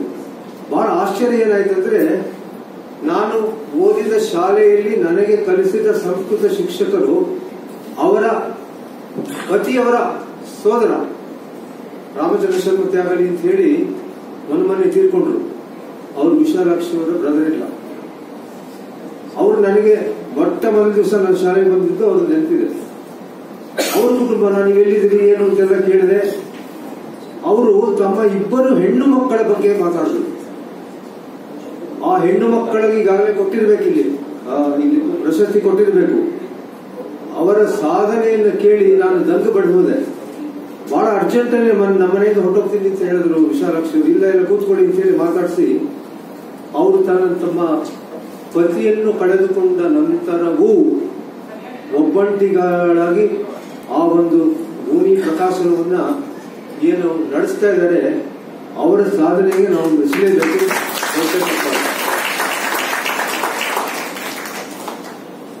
ವಿಶಾಲಾಕ್ಷಿ ಅವರು ನಮ್ಮ ಮನೆಯಿಂದ ಹೋಗ್ತಿದ್ದ ಮುಂಚೆ ಈ ಪುಸ್ತಕ ನೀವು ಓದಲೇಬೇಕು ಅಂದ್ರು. ಮೇಡಮ್, ನೀವು ಕೊಟ್ಟಿರೋ 4 ಗಂಟೆಗೆ, ನಾಳೆ 11 ಗಂಟೆ ಫಂಕ್ಷನ್ ಇದೆ. ನನಗೂ ವಿಜ್ಞಾನಕ್ಕೂ ಬಹಳ ಬಹಳ ಬಹಳ ವ್ಯತ್ಯಾಸ ಇದೆ. ನೋಡೋಣ, ಏನೋ ಓದ್ತೀನಿ, ಏನಾದ್ರು ಮಾತಾಡಕ್ಕೆ ಏನಾದ್ರು ಸಿಗುತ್ತಾ ನೋಡೋಣ ಅಂತಂದು. ಯಾಕಂದ್ರೆ ನನಗಿಂತ ಮುಂಚೆ ದೀಪ ಅವರು ಮಾತಾಡ್ತಾರೆ. ಅವ್ರ ಮಾತಿಂದ ಏನೋ ಸ್ವಲ್ಪ ಅಲ್ಲಿ ಇಲ್ಲಿ ತಿಳ್ಕೊಂಡು ನಾನು ಮಾತಾಡ್ಬಿಡ್ಬೋದು ಅಂತ ಅನ್ಕೊಂಡು. ಆದ್ರೆ ಆ ಪುಸ್ತಕನ ತಗೊಂಡಾಗ ಫಸ್ಟ್ ನಾನು ನೋಡಿದ್ದೇನೆಂದ್ರೆ ಇದರಲ್ಲಿ ಯಾರಾದ್ರೂ ಭಾರತೀಯ ಸಾಧಕಿ ಇದಾರಾ ಅಂತ ಫಸ್ಟ್ ನೋಡಿದೆ. ಅದರಲ್ಲಿ ಒಬ್ರು ಜಾನಕಿ ಎಮ್ಮಾಳ್ ಅನ್ನೋ ಹೆಸರು ಕಾಣಿಸ್ತು. ಅವ್ರ ವಿಷಯ ಓದಬೇಕು ಅಂತ ಜಾನಕಿ ಎಮ್ಮಾಳ್ ಮಾತ್ರ ಮೊದಲು ಅದೊಂದು ಓದ್ಕೊಳ್ಳೋಣ ಸಾಕು ಅಂತ ಹೇಳಿ ಜಾನಕಿ ಎಮ್ಮಾಳ್ದು ಓದ್ದೆ. ಎಂಥ ಅದ್ಭುತವಾಗಿ ಬರೀತಿದೆ, ನಿಮ್ಮಷ್ಟು ಇಂಥ ಅದ್ಭುತವಾಗಿ ನಾನು ಸುಮಾರು 40 ವರ್ಷದಿಂದ ಬರೀತಾ ಇದ್ದೀನಿ. ಆದರೆ ಇವರಂಥ ಅದ್ಭುತ ಬರವಣಿಗೆ ನಾನು ನೋಡಿಲ್ಲ. ಬಹಳ ಚೆನ್ನಾಗಿ ಬರೆದಿದ್ದಾರೆ. ಅವರು ಒಬ್ಬರ ಜೀವನ ಚರಿತ್ರೆ, ಒಬ್ಬ ವ್ಯಕ್ತಿ, ಒಬ್ಬ ಸೈಂಟಿಸ್ಟ್ ವ್ಯಕ್ತಿ ಚಿತ್ರಣ ಕೊಡ್ತಾ ಬರ್ತಾರೆ. ಅದು ವಿಜ್ಞಾನ ಅಂದ್ರೆ ದೂರ ಇರೋ ನನ್ನಂಥವನಿಗೆ ಅರ್ಥ ಮಾಡಿಸೋದಲ್ಲ. ಅದಕ್ಕೆ ನೀವು ದೊಡ್ಡ ಸಂಖ್ಯೆ. ಎಂತಹ ಕ್ಲಿಷ್ಟವಾದ ಬೇರೆ ಬೇರೆ ರೀತಿ. ನಾನು ಮೇರಿ ಕ್ಯೂರಿ ಬಗ್ಗೆ ಓದಿದ್ದೆ. ಪೋಲೆಂಡ್ ಹೋದಾಗ ಅವ್ರ ಮನೆ ಕೂಡ ನೋಡ್ಕೊಂಡು ಬಂದಿದ್ದೀನಿ. ಈ ರೀತಿ ವಿಜ್ಞಾನಿಗಳ ಬಗ್ಗೆ ನನಗೆ ಗೊತ್ತಿತ್ತು. ಆದರೆ ಇಷ್ಟು ಸರಳವಾಗಿ ಕನ್ನಡ ಭಾಷೆಯಲ್ಲಿ ವಿಜ್ಞಾನವೆಂದರೆ ಮೂಗು ಮುರಿಯುವ ನನ್ನಂಥವನಿಗೆ ಅರ್ಥ ಮಾಡಿಸೋದಿಲ್ಲ ಅಂದ್ಬಿಟ್ಟು ಅದಾದ ಮೇಲೆ ಇನ್ನೊಂದು ಓದ್ಕೊಂಡ್ಬಂದೆ. ಅವಳು ಚೀನಿ ವಿಜ್ಞಾನಿ, ಮಲೇರಿಯಾಗೆ ಇದು ಕಂಡಿರ್ತಾಳೆ, ಡ್ರಗ್ ಕಂಡಿರ್ತಾಳೆ. ಯು ಆ ಹೆಸರೇ ಬಹಳ ಚೆನ್ನಾಗಿದೆ. ಯು ಅನ್ನೋ ಆ ಹೆಣ್ಣು ಮಗಳು ಆ ಚೀನಾದಲ್ಲಿ ಮಾವೋತ್ಸಿ ತುಂಬಿದ್ದಂತಹ ಕಾಲಘಟ್ಟದಲ್ಲಿ ಎಷ್ಟೆಷ್ಟು ಕಷ್ಟಪಟ್ಟು ಆಕೆ ಮಲೇರಿಯಾಗೆ ಅಂತ ಹೇಳಿ ಒಂದು ಡ್ರಗ್ ಕಂಡಿರ್ತಾರೆ. ನಾನು ನಂದು IPS ಇಂದ ರಿಟೈರ್ ಆದ್ಮೇಲೆ ರಾಮಯ್ಯನಲ್ಲಿದ್ದೆ. ಆಗ ನನಗೆ ಫಾರ್ಮಕಾಲಜಿ ಇವೆಲ್ಲ ಡಾಕ್ಟರ್ಗಳ ಜೊತೆ ಇರುವಂತಹ ಇದು ಸಿಕ್ತು. ಕ್ಲಿನಿಕಲ್ ಟ್ರಯಲ್ ನಮ್ಮಲ್ಲೂ ಮಾಡ್ತಾರೆ. ಯಾವ ರೀತಿ ಅದನ್ನು ಮಾಡಿದ್ರು ಅನ್ನೋದ್ರ ಬಗ್ಗೆ ಅದ್ಭುತವಾಗಿ ಬರೆದಿದೆ. ಹಾಗೆ ನಾನು ಬರೀ ಒಬ್ಬರದ್ದು ಓದ್ಬೇಕು ಅನ್ಕೊಂಡಿದ್ದೆ. ಒಬ್ಬರಾದ್ಮೇಲೆ ಇಬ್ಬರಾಯ್ತು, ಇಬ್ಬರಾದ್ಮೇಲೆ ಮೂರಾಯ್ತು, ಮೂರಾದ್ಮೇಲೆ 4 ಆಯ್ತು. ಅವ್ರು ಕರೆಕ್ಟ್ ಆಗಿ ಇನ್ನೊಂದು ನಾನು ಹೇಳಬೇಕು ಅಂತಿದ್ದೀನಿ. ಅದರಲ್ಲಿ 13 ಜನ ಇದ್ದಾರೆ. ಸಾಮಾನ್ಯವಾಗಿ ನಮ್ಮ ಭಾರತೀಯರು 13 ಅಥವಾ ಬ್ರಿಟಿಷರು 13 ಅಂದ್ರೆ ಅನ್ಲಕ್ಕಿ ನಂಬರ್ ಅಂತ ಅನ್ಕೋತಾರೆ. ನನಗೆ 13 ಬಹಳ ಲಕ್ಕಿ ನಂಬರ್. ನೀವು 13 ಜನ ಬರೆದಿರಲ್ಲ, ಖಂಡಿತವಾಗಿ ನಿಮ್ಮ ಪುಸ್ತಕ ಸಕ್ಸಸ್ ಆಗೇ ಆಗುತ್ತೆ. ಯಾಕಂದ್ರೆ ಒಬ್ಬರಿಗಿಂತ ಒಬ್ಬರು ಉತ್ತಮವಾಗಿ ಬಹಳ ಅವರು ಎಷ್ಟು ಚೆನ್ನಾಗಿ ಇಂಟ್ರಡಕ್ಷನ್ ಮಾಡ್ಕೊಂಡು ಹೋಗ್ತಾರೆ ಅಂದ್ರೆ ಮೊದಲ 2 ಪುಟಗಳು ನಮಗೆ ಓದೋದೇ ಗೊತ್ತಾಗೋದಿಲ್ಲ. ಕಡೆ ತನಕ ಕುತೂಹಲದಿಂದ ಓದಿಸ್ಕೊಂಡು ಹೋಗುತ್ತೆ. ಇಂತಹ ಪುಸ್ತಕ ಓದಕ್ಕೆ ನನಗೆ ಅವಕಾಶ ಮಾಡಿಕೊಟ್ಟಿದ್ದಕ್ಕೆ ವಿಶಾಲಾಕ್ಷಿ ಅವರಿಗೆ ಧನ್ಯವಾದಗಳು. ಅವ್ರು ಹೇಳಿದ್ದೀನಿ ಇನ್ನೊಂದು ಪುಸ್ತಕ ಬೇಕು, ನಿಮ್ಮ ಪುಸ್ತಕ ಓದ್ತೀನಿ ಅಂತ. ಕೊಂಡು ಓದ್ತೀನಿ ನಾನು. ಈ ಪುಸ್ತಕ ಅಂತ ಹಾಗೆ ಕೊಟ್ಟು ಕಾಂಪ್ಲಿಮೆಂಟ್ರಿ. ಬೇರೆ ಪುಸ್ತಕ ನಾನು ಫ್ರೀಯಾಗಿ ಇಸ್ಕೊಳ್ಳೋದಿಲ್ಲ, ದುಡ್ಡು ಕೊಟ್ಟೆ ಪುಸ್ತಕ ಓದ್ತೀನಿ. ನನಗೆ ಬಹಳ ಬಹಳ ನೀವೆಲ್ಲರೂ ಆ ಪುಸ್ತಕಗಳನ್ನ ದುಡ್ಡು ಕೊಟ್ಟು ಓದಿ. ನಾನು ವಿಜಯವಾಣಿನಲ್ಲಿ ಬಹಳ ವರ್ಷ ಅಂಕಣ ಬರೆದೆ. 6 ವರ್ಷ ಅಂಕಣ ಬರೆದೆ. ಬಹಳ ಜನಕ್ಕೆ ನನ್ನ ಅಂಕಣಗಳ ಬಗ್ಗೆ ಗೊತ್ತಿದೆ. ಅದರಲ್ಲಿ ನಾನು ಬರೆಯದೇ ಇರುವ ಒಂದು ಸ್ಟೋರಿ ಹೇಳಿ ಈ ಒಂದು ಇವತ್ತಿನ ಮಾತು ಮುಗಿಸ್ತೀನಿ. ಯಾಕೆಂದ್ರೆ ಇವರು ನನಗೆ 35 ನಿಮಿಷ ಟೈಮ್ ಕೊಟ್ಟಿದ್ದಾರೆ. ನಾನು ನನ್ನ ಟೈಮ್ಗಿಂತ 1 ನಿಮಿಷನೂ ಇರಲ್ಲ, ಇನ್ನು ಮುಂಚೆನೆ ಮುಗಿಸ್ತೀನಿ. ಯಾಕೆಂದ್ರೆ ಮುಂದೆ ಎಲ್ಲ ಬೇರೆ ಎಲ್ಲ ಕಾರ್ಯಕ್ರಮ ಇದೆ. ನಾನು ಹುಬ್ಳಿ ಧಾರವಾಡದಲ್ಲಿ ಪೊಲೀಸ್ ಕಮಿಷನರ್ ಆಗಿದ್ದೆ.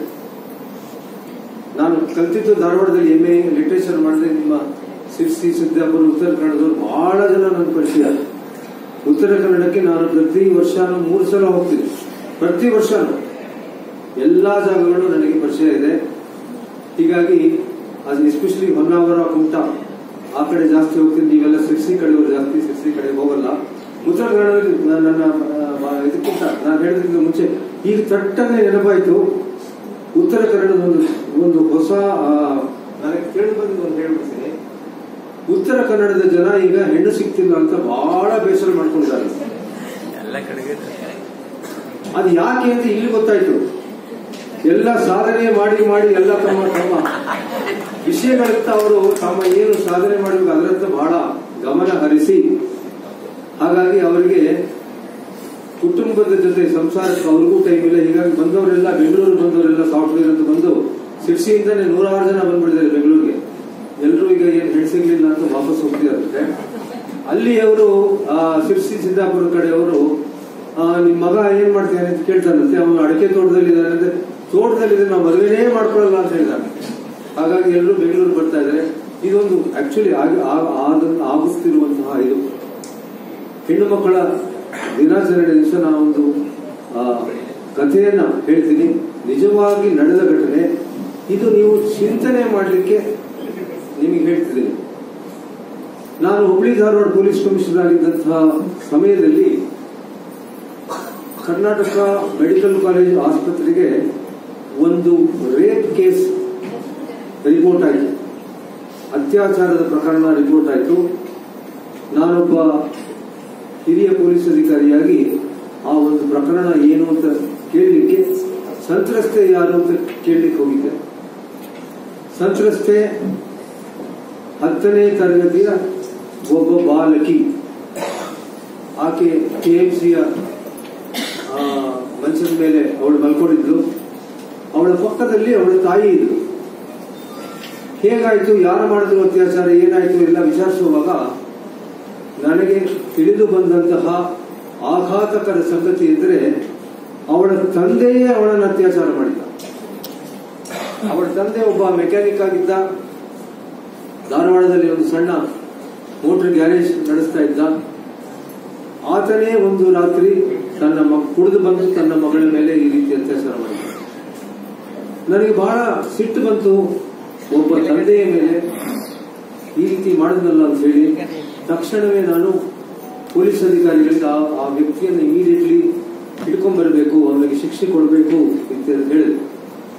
ಅದಾದ್ಮೇಲೆ ಅವಳು ಮಾತಾಡ್ಸ್ಕೊಂಡು ನಾನು ಹೋಗುವಾಗ ಆ ಮಂಚದ ಕೆಳಗಡೆ ಏನೋ ಸಪ್ಪಳ ಬಂತು. ಎಷ್ಟಾದ್ರೂ ಪೊಲೀಸ್ ಬುದ್ಧಿ ಯಾರು ಅಂತ ನೋಡಿದಾಗ ಅವನು ಇನ್ನೊಂದು ಸಣ್ಣ ಬಾಲಕಿ. ಅವಳು ಸುಮಾರು 10 ವರ್ಷದ ಬಾಲಕಿ, 11 ವರ್ಷದ ಬಾಲಕಿ ಇರಬಹುದು. ಇವಳು ಯಾರು, ಯಾಕೆ ಇಲ್ಲಿದ್ದಾಳೆ ಅಂತ ಕೇಳಿದೆ. ಅವಳು ಆ ಸಂತ್ರಸ್ತೆ ಯಾರು, ಅವಳ ತಂಗಿ ಅವಳಿದ್ದಾಳೆ ಅಂತ ಇದ್ರು. ಒಟ್ಟು 3 ಜನ ಹೆಣ್ಣು ಮಕ್ಕಳಿದ್ರು, ತಾಯಿ ಮತ್ತು 2 ಹೆಣ್ಣು ಮಕ್ಕಳು. ತಾಯಿ ಕೇಳಿದ್ರೆ ಇವಳು ಏನ್ ಮಾಡ್ತಾಳೆ ಅಂತ, ಇವಳು 5ನೇ ತರಗತಿಯಲ್ಲೆಲ್ಲ ಓದ್ತಾಳೆ ಅಂತ ಹೇಳಿದ್ರು. ಸರಿ ಅಂತ ಹೇಳಿ ನಾನು ಯಾವಾಗ ಜೋಬಲ್ಲಿ ಚಾಕ್ಲೇಟ್ ಅವರಿಬ್ಬರಿಗೂ ಚಾಕ್ಲೇಟ್ ಕೊಟ್ಟು ಹೋಗ್ತಾ ಇದ್ದೆ. ಆ ಸಂತ್ರಸ್ತೆ ಅಂಕಲ್ ತಿರ್ಗಾ ಬಂದು ಏನಮ್ಮ ಸಮಾಚಾರ ಅಂತ ಕೇಳಿದೆ. ನಿಮ್ಮ ಹತ್ರ ಏನೋ ಒಂದು ವಿಷಯ ಹೇಳಬೇಕು ಅಂತ ಹೇಳಿದ್ರು. ಏನು ಅಂತ ಕೇಳಿದಾಗ, ನನ್ನ ತಂಗಿಗೂ ನನ್ನ ತಂದೆ ಅತ್ಯಾಚಾರ ಮಾಡಿದಾನೆ. ಅಂದರೆ ಆ ಒಬ್ಬ ಪಾಪಿ 2 ಹೆಣ್ಣು ಮಕ್ಕಳಿಗೆ ಅತ್ಯಾಚಾರ ಮಾಡಿದ್ದಾರೆ. ತಂಗಿಗೆ ಮೇಲೆ ಮಾಡಿದ ಅತ್ಯಾಚಾರ ಎಲ್ಲೂ ರಿಪೋರ್ಟು ಆಗಲಿಲ್ಲ, ನನಗೆ ಗೊತ್ತೂ ಆಗಲಿಲ್ಲ. ಆಯ್ತು, ನಿನ್ನ ತಂದೆಯನ್ನ ನಾವು ಆದಷ್ಟು ಬೇಗನೆ ಪತ್ತೆ ಮಾಡಿ ಅವನಿಗೆ ಮೇಲೆ ಶಿಕ್ಷೆ ಮಾಡ್ತೀವಿ ಅಂತ ಹೇಳಿ ನಾನು ಇನ್ನು ಸ್ವಲ್ಪ ಹೊರಗಡೆ ಬಂದು ಎಲ್ರಿಗೂ ಹೇಳಿದೆ, ಇವತ್ತು 24 ಗಂಟೆಯ ಒಳಗಾಗಿ ಈ ಅತ್ಯಾಚಾರಿನ ಬಂಧನ ಮಾಡಬೇಕು, ಅವನಿಗೆ ಶಿಕ್ಷೆ ಕೊಡಬೇಕು ಅಂತ ಹೇಳಿದೆ. ಈಗಲೇ ಇರೋದು ಮುಂದೆ ಟ್ವಿಸ್ಟ್. ಅದಾದ್ಮೇಲೆ ನಾನು KMC ಆಸ್ಪತ್ರೆಯಿಂದ ಹೊರಗಡೆ ಬಂದಾಗ ಅದು ಸ್ವಲ್ಪ ಆಫ್ ಮಾಡ್ಬಿಡಿ ಮೇಡಮ್,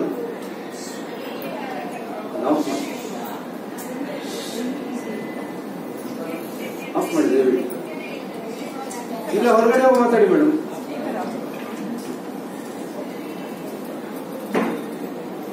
ಇಬ್ಬರು ಹೆಣ್ಣು ಮಕ್ಕಳ ತಾಯಿ ಹೊರಗಡೆ ಬಂದು ನನಗೆ ಕೇಳ್ತಾರೆ, ನನ್ನ ಗಂಡನ್ನು ಅರೆಸ್ಟ್ ಮಾಡಬೇಡಿ.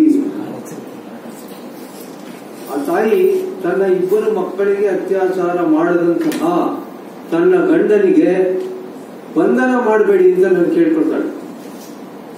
1 ನಿಮಿಷ ಆಶ್ಚರ್ಯ ಆಯ್ತು. ಇದೇನು ಈ ತರ ಮಾತಾಡ್ತೀರಾಳೆ? ಅಲ್ಲಮ್ಮ, ನೀನೊಬ್ಬ ಮಹಿಳೆ ಅಲ್ವಾ, ನೀನೊಬ್ಬ ಸ್ತ್ರೀ ಅಲ್ವಾ, ನೀನೊಬ್ಬ ಹೆಂಗಸಲ್ವಾ, ನಿನ್ನ ಅಮಾಯಕ ಮಕ್ಕಳಿಗೆ ನಿನ್ನ ಗಂಡ ಅಂತ ಕೂರಿ ಗಂಡ, ಪಾಪಿ ಗಂಡ, ಕುಡುಕ ಗಂಡ ಅತ್ಯಾಚಾರ ಮಾಡಿದ್ದಾನೆ. ನೀನು ಅಂತ ಗಂಡನಿಗೆ ಅರೆಸ್ಟ್ ಮಾಡಿಬಿಡಿ, ಬಿಟ್ಬಿಡಿ ಅಂತ ಹೇಳ್ತೀಯಲ್ಲ, ನೀನೆಂಥ ತಾಯಿ, ನೀನೆಂಥ ಹೆಣ್ಣು ಅಂತ ಕೇಳಿದೆ. ಬಹಳ ಕೋಪ ಬಂದಿತ್ತಾಗ ನನಗೆ. ಆಕೆ ಹೇಳ್ತಾಳೆ, ಸರ್ ನೀವು ಪೊಲೀಸ್ ಅಧಿಕಾರಿ, ನಿಮಗೆ ಕೋಪ ಬರೋದು ಸಹಜ, ನನ್ನ ಪರಿಸ್ಥಿತಿ ನೀವು ಅರ್ಥ ಮಾಡ್ಕೊಳ್ಳಿ ಅಂತ ಹೇಳಿದ್ರು. ನಾನು ಧಾರವಾಡದಲ್ಲಿ ಬೇರೆಯವರ ಮನೆ ಕಸ ಮುಸರೆ ಮಾಡಿ ತಿಂಗಳಿಗೆ 2,000ಕ್ಕಿಂತ ಹೆಚ್ಚಿಗೆ ಹಣ ಗಳಿಸೋದಿಲ್ಲ. ನನ್ನ ಗಂಡನ್ನ ನೀವು ಅರೆಸ್ಟ್ ಮಾಡಿ ಜೈಲಿಗೆ ಹಾಕಿ ಅವನು ಹೋದರೆ ಈ ಇಬ್ಬರು ಮಕ್ಕಳನ್ನ ನಾನು ತರುವಂತ ಸಂಬಳದಲ್ಲಿ ನಾನು ಸಾಕ್ಲಿಕ್ಕಾಗಲ್ಲ.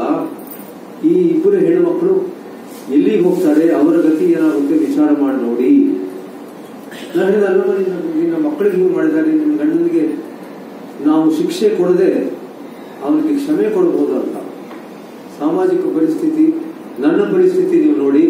ನನ್ನ ಗಂಡನಿಗೆ ನೀವು ಶಿಕ್ಷೆ ಕೊಟ್ಟರೆ ನಾವು 3 ಜನ ಸ್ತ್ರೀಯರಿಗೆ ಶಿಕ್ಷೆ ಕೊಟ್ಟ ಹಾಗೆ ಆಗ್ತದೆ ಅಂತ ಹೇಳಿದ್ರು. ಇದನ್ನು ನೀವೆಲ್ಲ ಯೋಚನೆ ಮಾಡಿ. ಇವತ್ತು ಮಹಿಳಾ ದಿನಾಚರಣೆ, ನಾವು ನೀವೆಲ್ಲ ಇದು ಗಂಭೀರವಾದ ವಿಷಯ ಯೋಚನೆ ಮಾಡಬೇಕು. ಹೇಗೆ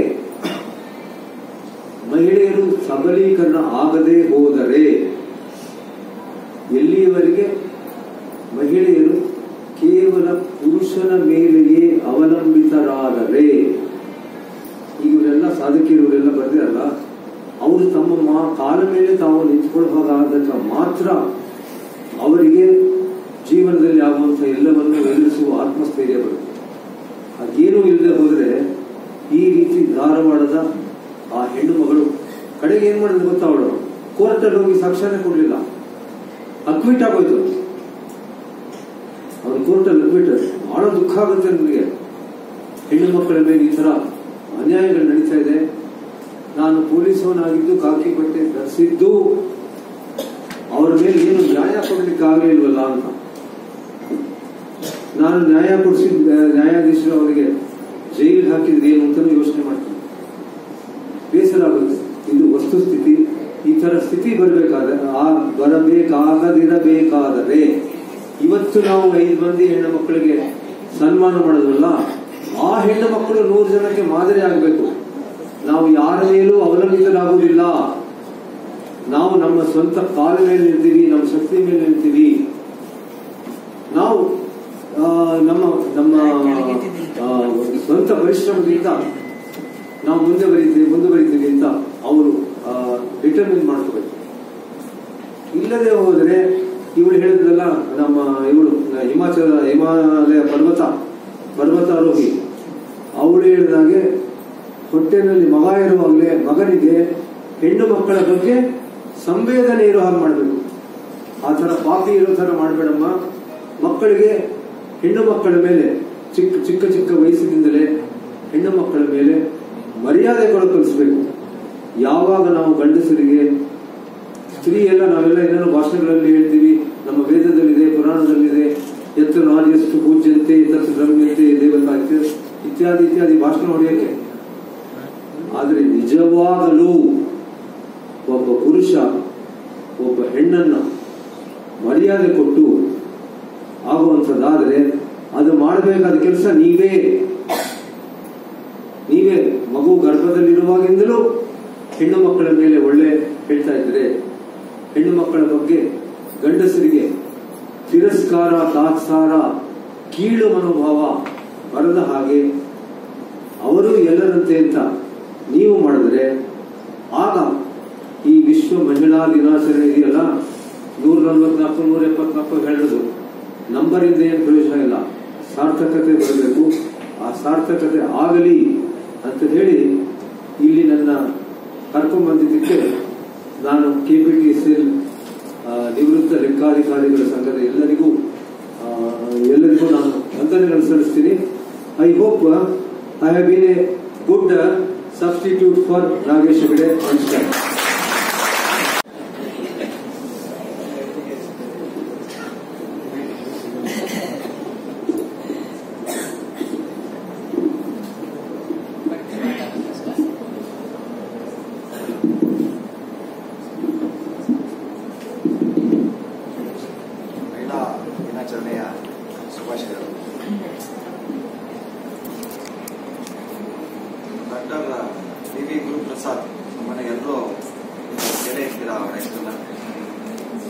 ಹಲವಾರು ಪೇಪರ್ಗಳಲ್ಲಿ ಕಾರ್ಯಕ್ರಮದಲ್ಲಿ ಭಾಗವಹಿಸಿದ್ದಾರೆ. ಸುಮಾರು ಲೇಖನಗಳನ್ನು ಬರೆದಿದ್ದಾರೆ. ಗುರುಪ್ರಸಾದ್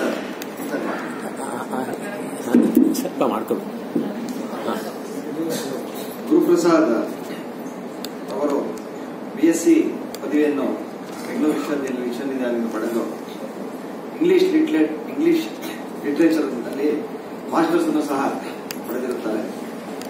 ಅವರು ನಮ್ಮ ಇಂಡಿಯನ್ ಪೊಲೀಸ್ ಸರ್ವಿಸ್ 1976 ಅಲ್ಲಿ ಜಾಯಿನ್ ಆಗಿ ಕರ್ನಾಟಕ ಕೇಡರ್ ಅಲಾಟ್ ಆಗಿರುತ್ತವರಿಗೆ. ಅವರು ಕೆಲಸ ನಿರ್ವಹಿಸ್ತಾ ಇರುವಾಗಲೇ ಇಂಗ್ಲಿಷ್ ಲಿಟರೇಚರ್ ಅಲ್ಲಿ PhD ಅನ್ನು ಸಹ ಪಡೆದಿರುತ್ತಾರೆ. ಬಹಳ ಸೂಕ್ಷ್ಮವಾದ ಒಂದು ಕರ್ನಾಟಕದ ಪ್ರದೇಶಗಳಾದ ಬೀದರ್, ಗುಲ್ಬರ್ಗ ಹಾಗೂ ಕೊಡಗಲ್ಲಿ SP ಆಗಿ ಕಾರ್ಯನಿರ್ವಹಿಸಿದ್ದಾರೆ. ಅದಲ್ಲದೆ ನಮ್ಮ ಕೇಂದ್ರ ಸರ್ಕಾರದ CISF ಅಲ್ಲೂ ಸಹ ಡೆಲ್ಲಿಲಿ ಕಾರ್ಯನಿರ್ವಹಿಸಿದ್ದಾರೆ. ಬಹಳ ಸೂಕ್ಷ್ಮವಾದ ಒಂದು ಈದ್ಗಾ ಮೈದಾನ್ ಡಿಸ್ಪ್ಯೂಟ್ ಇತ್ತು ಹುಬ್ಳಿ ಧಾರವಾಡದಲ್ಲಿ, ಅಲ್ಲೂ ಸಹ ಆ ಪ್ರದೇಶದಲ್ಲಿ ಇವರು ಕೆಲಸ ಮಾಡಿದ್ದಾರೆ. ಅಲ್ಲದೆ ನಮ್ಮ ಸ್ಟೇಟ್ CID ಹಾಗೂ ಸ್ಟೇಟ್ ಇಂಟೆಲಿಜೆನ್ಸ್ ವಿಂಗ್ಸ್ ಇಲ್ಲೂ ಸಹ ಕಾರ್ಯನಿರ್ವಹಿಸಿದ್ದಾರೆ. ಇವರು 3 ಮುಖ್ಯಮಂತ್ರಿಗಳ ಅಡಿಯಲ್ಲಿ ಇಂಟೆಲಿಜೆನ್ಸ್ ಚೀಫ್ ಆಗಿ ಕಾರ್ಯನಿರ್ವಹಿಸಿದ್ದಾರೆ. ಅದಲ್ಲದೆ ಅಡಿಷನಲ್ DGP ಆಗಿ ರೆಕ್ರೂಟ್ಮೆಂಟ್ ಅಂಡ್ ಟ್ರೈನಿಂಗ್ ಪಾರದರ್ಶತೆಯಲ್ಲಿ ಇವರ ಅವಧಿಯಲ್ಲಿ ಒಂದು ಪೊಲೀಸಲ್ಲಿ ರೆಕ್ರೂಟ್ಮೆಂಟ್ ಆಗಿದೆ. 750 ಪೊಲೀಸ್ ಸಬ್ ಇನ್ಸ್ಪೆಕ್ಟರ್ಸ್ ಹಾಗೂ 16,000 PCs ನ ಬಹಳ ಪಾರದರ್ಶಕ ರೀತಿಯಲ್ಲಿ ನೇಮಕಾತಿ ಮಾಡಿದ್ದು ಬಹಳ ಯಶಸ್ವಿ ಕಾರ್ಯವನ್ನು ವಹಿಸಿದ್ದಾರೆ. ಇದಲ್ಲದೆ ಇವರು UK ಹಾಗೂ ಇಸ್ರೇಲ್ನಲ್ಲಿ ತರಬೇತಿಯನ್ನ ಪಡೆದಿದ್ದಾರೆ. ಸೆಕ್ಯೂರಿಟಿ ಹಾಗೂ ಕ್ರಿಮಿನಲ್ ಇನ್ವೆಸ್ಟಿಗೇಷನ್ ಹಾಗೂ ಲಾ ಅಂಡ್ ಆರ್ಡರ್ ವಿಷಯಗಳಲ್ಲಿ. ಅದಲ್ಲದೆ ಕರ್ನಾಟಕ ಸರ್ಕಾರದ ಜೆಂಡರ್ ಸೆನ್ಸಿಟೈಸೇಷನ್ ಪ್ರಾಜೆಕ್ಟ್ ಅಲ್ಲೂ ಸಹ 3 ವರ್ಷಗಳ ಕಾಲ ಸೇವೆಯನ್ನು ಸಲ್ಲಿಸಿದ್ದಾರೆ. ಇವರ ಸೇವೆಯನ್ನ ಗುರುತಿಸಿ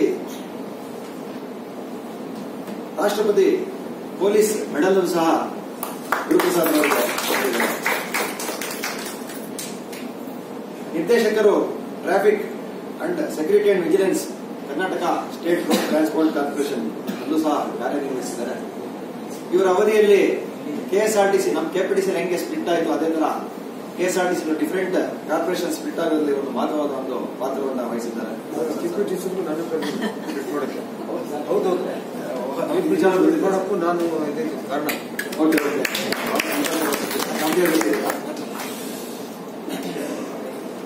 ಅದಲ್ಲದೆ ನಮ್ಮ ಕರ್ನಾಟಕ ಸರ್ಕಾರದ ಮಾಹಿತಿ ಇಲಾಖೆಯಲ್ಲೂ ಸಹ ಕಾರ್ಯನಿರ್ವಹಿಸಿ DGP ಆಗಿ 2011 ನಲ್ಲಿ ನಿವೃತ್ತರಾಗಿರುತ್ತಾರೆ.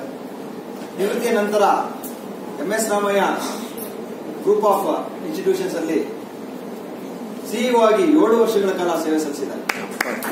2018ವರೆಗೂ MS ರಾಮಯ್ಯ ಇನ್ಸ್ಟಿಟ್ಯೂಷನ್ಸ್ ಅಲ್ಲಿ ಸೇವೆಯನ್ನು ಸಲ್ಲಿಸಿದ್ದಾರೆ.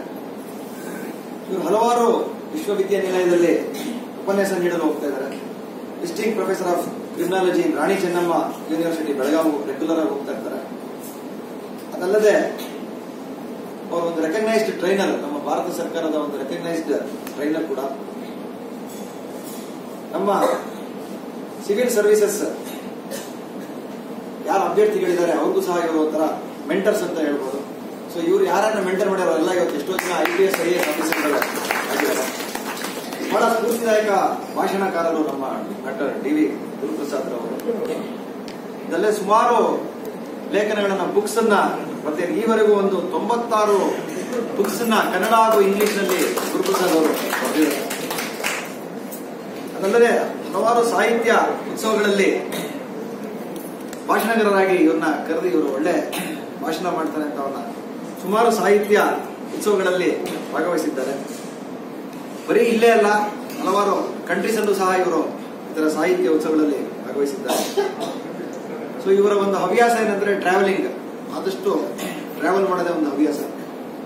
ಒಂದು 56 ದೇಶಗಳನ್ನ ಇವರು ಟ್ರಾವೆಲ್ ಮಾಡಿದ್ದಾರೆ. ಸದ್ಯಕ್ಕೆ ಅವರು ಬೆಂಗಳೂರಿನಲ್ಲಿ ಅವರ ಸಂಸಾರದೊಳಗೆ ಬೆಂಗಳೂರು ಮಲೇಶ್ವರದಲ್ಲಿ ವಾಸವಾಗಿರುತ್ತಾರೆ.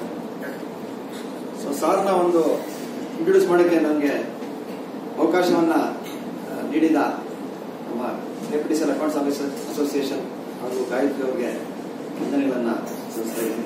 ನಮಸ್ಕಾರ.